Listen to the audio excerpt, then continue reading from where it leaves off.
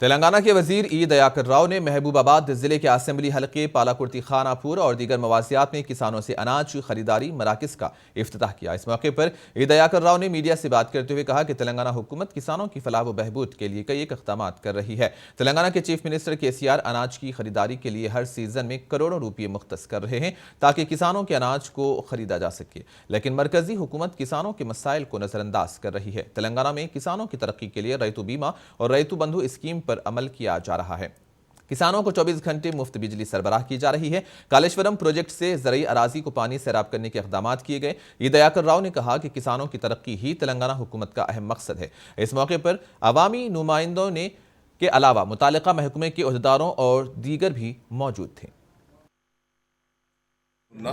తెలంగాణ రాష్ట్రం నుంచి కొనొద్దని పట్టుదలతోటి కేంద్రం ఒత్తిడి చేసిన 3 సంవత్సరాల నుంచి కేసీఆర్ గారు ధాన్యం కొనుగోలు చేసి లాస్ అయిన ప్రతి సంవత్సరం ప్రతి సీజన్కి 20,000 కోట్లు పెట్టి ఇలా ధాన్యం కొనుగోలు చేయడం జరిగింది.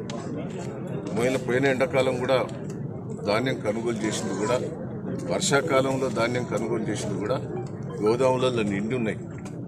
రైస్ మిల్లుల ఇబ్బంది పెట్టింది.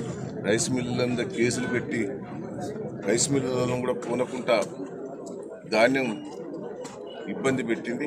అయినా ముఖ్యమంత్రి గారు చొరవ తీసుకుని రైతులకు ఇబ్బంది పడొద్దని ఇలా ధాన్యం కొంటున్నారు.